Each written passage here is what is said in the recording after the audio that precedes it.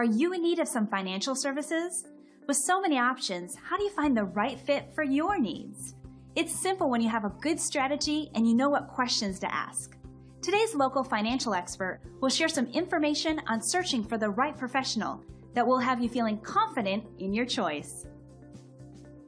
Hey everybody, welcome to this presentation of how to invest in Bitcoin without taking all the risk, pretty much as it hits here at 39,000 at new highs, without having fear of missing out or fear of getting on board and seeing a downturn. There are better ways that are out there to invest in Bitcoin, and that's what we're here to discuss today with two of my guests. You can get upside exposure, right, to Bitcoin without having all of that downside risk, and that's why our guests thought that there was enough value to share that we're going to have this discussion today. So it's really an alternative approach to investing in Bitcoin. I'd like to introduce myself first. My name is Joe Hagan. I'll say first that this is an educational, casual discussion, really just designed to show you how to invest with an alternative strategy for Bitcoin, right? Like I said, to get that exposure and not miss out. I am not an advisor, right? For 10 years, I've been in the world of private equity, and we're really just here to educate and consult you on what the different possibilities are out there that exist. And that's it, particularly in the alternative industry. So to maintain time integrity, what I'd like to ask is that if you let us get all of the information out and save your questions, put them in the chat box, and what we will do is get back to you individually, or you can just pick out a link in the chat box right there and set up a 15-minute call to get scheduled, and then we'll answer all of your questions at that point.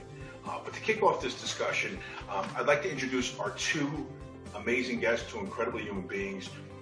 I've called them before my absolute two favorite unintended consequences of the 2020 COVID pandemic, and that is the venerable Murray Bellio, aka our house Rudy, and Brian Morgan, our house Steve Jobs.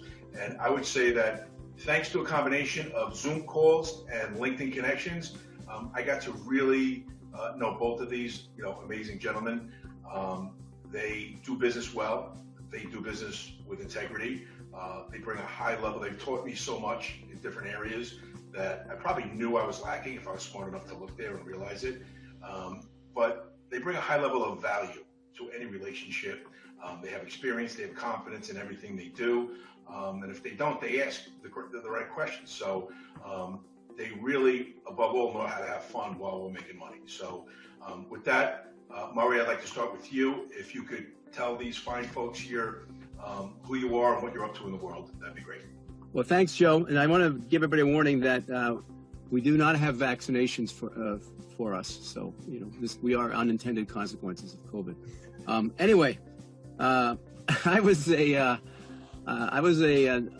5-year Army officer that progressed into the corporate world, and for the last 35 years, I was a corporate controller of various Fortune 500 companies. I accepted an early retirement 3 years ago, and I've been doing some consulting on the side. And this year, I discovered what I want to do for a living. Finally, at age 63, I show people how to eliminate debt in 1/3 to 1/2 the time without changing their budget or lifestyle, and it's been unbelievably rewarding. And I get more satisfaction out of getting one person out of debt than all the hundreds of millions of dollars that we saved improving the margins at various companies I worked for in the past. So that's a little bit about me, and I'll hand it off to Brian.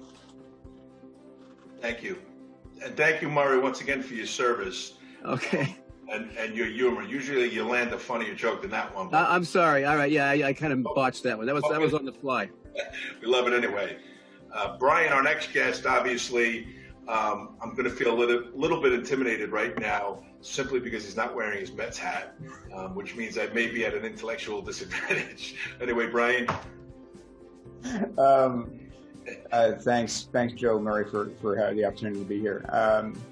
My company is the Think Deeply, Write Clearly, and essentially what our company does is go into businesses and help them write better, which in essence often means help those businesses think better about their writing, because the difficulty of transferring information to somebody else, which we call writing, is very rarely the delivery of that information. It's not where the commas go.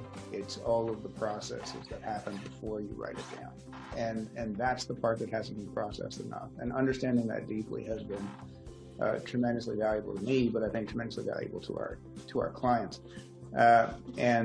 Understanding that very deeply has also allowed us to slip into marketing. So not just helping corporations with their reports, but slip us into marketing. We actually do some copywriting for people as well. But that's in essence it. Here's my business in a nutshell. When we speak, do people trust us? We help that trust get established. That's awesome, and thank you for that. Let me just say that you're being quite humble here, because some of the people that have trusted your work have done certain things like, I don't know, build the World Trade Center in New York City. They have, what is the new train station that just came out in New York City? Moynihan Station opened yesterday. Yeah, that was. Thanks for mentioning that. That was a project that I was a big member of the team on. But again, right,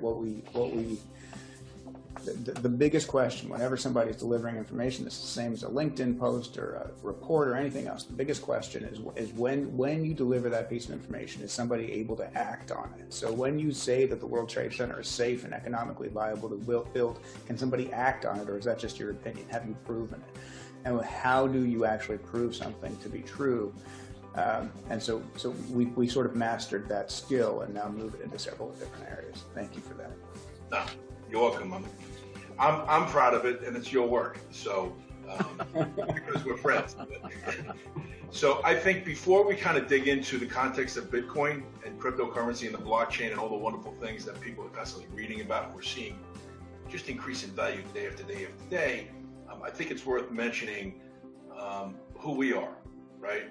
You're not someone who I met in the schoolyard. You're not someone who I've traded with for 30 years. I think the best part about the pandemic, like I said, really, and I meant it, was that, holy cow, I got a bunch of whole new friends and clients that, may not have happened, at least the way it did. So, and there's, again, divorcing yourself from the outcome, the kind of value that you guys bring.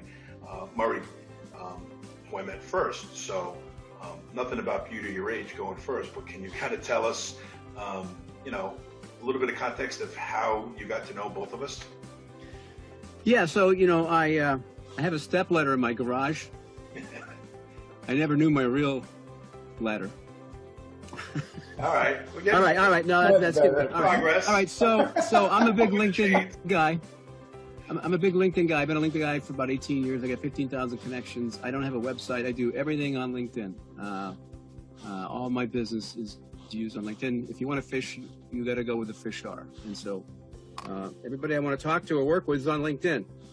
And through a series of events, I was trying to market the product that I have on LinkedIn, and I connected with Brian. He was somewhat interested because he does dabble in real estate investing, and maybe dabble isn't a great word, but he is involved in real estate investing, and I was trying to appeal to people in real estate, and he said, send me what you got. And the first time I sent it, he said, are you sure is this what you wanted to send me? And I said, oh, sorry, I screwed up the link. Here's the right one. So I screwed up the link twice. The third time I sent it, he goes, wait a minute, this is really frustrating. You really want to know that? I'm sure that's what I want you to read. And he goes, this is crap. and he said, I can't believe it. He says, from what I can tell through reading up, trying to figure out what the hell you're trying to say, it sounds like you have a great product, but I can't determine that from how poorly this is written. He says, look at this. And he went through and criticized, like, step by step, like, this is too salesy, this is amateurish, this is not clear. And I'm like, God, I've never been insulted like this, and I'm sitting here taking it. And I forget the exact sequence of events. Normally, I would have been super pissed off and said, hey, screw you, pal. But deep down, I said, there might be some germ of truth to this. This guy may know what he's talking about. And somehow he said, look, he says, I'm really wasting a lot of my time here talking to you. He says, I'm very frustrated because I'd like to work. I think I'd like this product, but why don't you just let me write this 9-page document you sent me? Why don't you let me rewrite it? I said, oh, okay, that's pretty generous. Sure. So anyway, and that was the combination of about 10 back and forth videos where we kind of like hacked each other up, and something clicked. And he clearly, I've never met a guy so passionate about communicating, not just writing. He talks about writing a lot, but he's also verbally genius. And it didn't take me long to say, man, this guy knows what he's talking about. And at the end of the day, I said, man, we got to work together. I said, would you like to be my partner? And I'd like to introduce you to a bunch of people because I think they'd like to meet you, and he was very gracious, and it was a complete 180 turnaround. So I think we both kind of clicked at the same time. And so that was Brian. And then in parallel to that, through a series of events, I was on a bunch of Zoom calls with a guy I met, and this mysterious guy with a very poor Zoom connection and lousy phone. And, it was like he's calling out of a phone booth in the dark, like a witness protection program, was this guy always introduced as the mighty Joe Hagan. And I was like, who the hell is this guy? I thought it was with the mafia, frankly. I thought it was in the version of, what's it called? The Sopranos. I thought it was in the middle of a Sopranos episode. I'm from New Hampshire. So anyway, there was definitely a New Jersey vibe coming out of this caller. And it was Joe from WealthColony. And he kept talking about Bitcoin and alternative investments. And I really was very interested in that because I knew that I didn't want to dump everything into the stock market. I'm very interested in investing. I was very interested in Bitcoin, but I was intimidated by the nuances of getting Bitcoin. There's a whole bunch of back-end channels that you have to go through, and I'm not that smart, so I didn't want to go through all that. And so we set up a call to meet offline out of that original presentation, a series of presentations. It was every Tuesday night. He earned my trust just from the comments that he made. I said, this guy knows his shit. And that got me excited enough to meet him. And that was kind of the whole thrust of this presentation. And we quickly hit it off. And then I said, you got to meet Brian. and there's a whole bunch of other peripheral characters involved, but this is the core group of, and I have to say, without hyperbole, that working with Brian and Joe has massively changed my life on a significant upward trajectory. So that was a lot of hot air there. Hope you guys are still awake. No, that was awesome. What I got to say is that you totally divorcing yourself from the outcome were like, hey, let me help you. Listen, I'm looking at your LinkedIn. It shouldn't read like a resume. It's got to read like a presentation. It's got this, and you started helping me on the same trajectory. So that's what friendships and business, partnerships are all about, and doing business the right way. And the reality is, what's also present for me is that Brian knew something about the Army, I got to believe. And so he understood the way to get to your heart was, thank you, sir, may I have another, right? And what's also present for me is that I'm Irish and I'm from the Bronx, New York originally. And so The Sopranos is only something, for a TV show, but it's all good. Yeah, so I've had clients all over the country and in other countries for 30 years. And usually, see, now we can have a conversation and there's a little bit more than tonality. Normally, I would try and say to them, Murray, if you can get past my Yankee accent, because I'm from New York, and allow me to make sense to you, I think we'll have an opportunity to have a good relationship. But yeah, so thank you for that. I didn't realize I was in a dark, but these are other things that Murray's helped me with, right?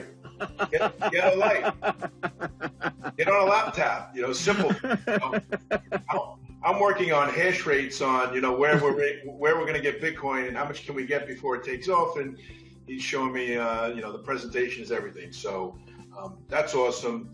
Brian, can you drive from here and talk to us about, how we got together? Now that's pretty incredible, isn't it? With the right approach to finding the best professional, the choice is clear. To find out more information, contact today's expert at the number on your screen. Thanks for watching.